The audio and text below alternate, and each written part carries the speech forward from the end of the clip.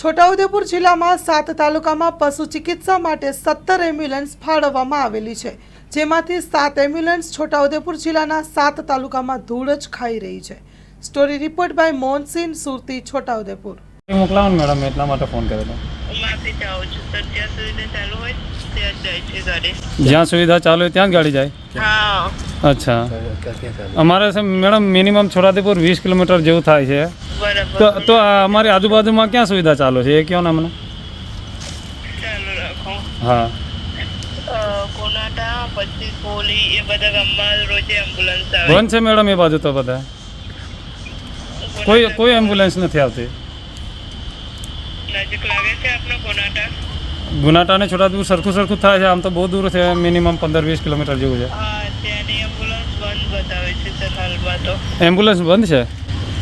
હા, લીંબા, પેન્સા, સિમલફરિયા સિમલ એ બધું મેડમ બહુ દૂર પડી જાય અમારે, ને ત્યાં કોઈ એમ્બ્યુલન્સની સુવિધા છે જ નહીં।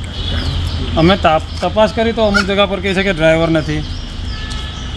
જે આપનો કોનાટા લોકેશનનું જાણ કરી એમાં નથી હાજરમાં ડૉક્ટર સર।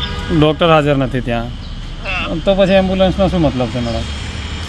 માફી ચાહું છું આપનો। મેડમ અમારે અહીંયા સરકારે જે એમ્બ્યુલન્સ ફાળવી છે એના માટે અમારે 20-25 કિલોમીટર ધક્કો ખાવો પડે છે। મારું નામ રાઠવા તીરસિંહભાઈ છે, હું નકામની ડુંગર ફળિયાથી આવું છું।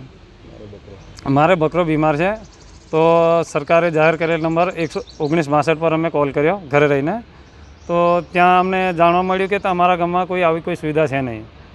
તો પછી મેં કીધું નજીકમાં કોઈક સુવિધા ચાલુ હોય તો એમ્બ્યુલન્સ હોય તો અમને વાત કરો। એમને કીધું ગુનાટામાં ચાલે છે, અમારે નજીક છે, 12-13 કિલોમીટર જેવું છે। ત્યાં ફોન કરીને વાત કરી તો ત્યાંના અધિકારી એવું કહે છે કે અમારી જોડે એમ્બ્યુલન્સ છે પણ સ્ટાફ નથી। તો સરકારને અમારી નમ્ર અપીલ છે કે આ હર કોઈ સુવિધા, આ જે સુવિધા ચાલુ કરી છે તો અમારે ગામડે ગામડે આ સુવિધા મળે ને પૂરતો સ્ટાફ રાખે સર। ગુજરાત સરકાર દ્વારા પશુપાલન ખાતામાં અને પણ આપણે કહીએ તો છોટાઉદેપુર જિલ્લામાં ટોટલ 1962 હેઠળ કામ કરતી EMRI ગ્રીન એજન્સી દ્વારા ચાલતી એમ્બ્યુલન્સનો ફાળવવામાં આવેલી હતી। તેમાંથી અત્યારે જોવા જઈએ તો ટોટલ 17 એમ્બ્યુલન્સ અત્યારે આપણા છોટાઉદેપુર જિલ્લામાં છે। એમાંથી 7 ઓન રોડ છે, 4 વિવિધ પશુ દવાખાનાએ ફાળવવામાં આવેલ છે અને 6 એમ્બ્યુલન્સ ઓફ રોડ છે। હવે ગુજરાત સરકાર દ્વારા વેટનરી ડૉક્ટરોની ભરતી ચાલુ કરવામાં આવેલી છે, તેથી હાલ જે પણ ડૉક્ટરો એમ્બ્યુલન્સમાં ફરજ બજાવતા હતા તે ડૉક્ટરો પરીક્ષાની તૈયારી કરવા માટે હાલ રાજીનામું આપેલું છે।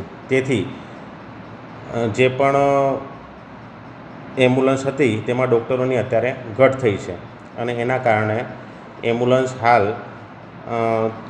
ચાલુ નથી। એક એમ્બ્યુલન્સ 10થી 12 ગામમાં સેવા આપે છે, એટલે એમ જોવા જઈએ તો ટોટલ 24 એમ્બ્યુલન્સ છોટાઉદેપુર જિલ્લામાં હતી। એટલે કહેવાય કે 240 ઉપરાંતના ગામોમાં આના દ્વારા સેવા પૂરી પાડવામાં આવતી હતી।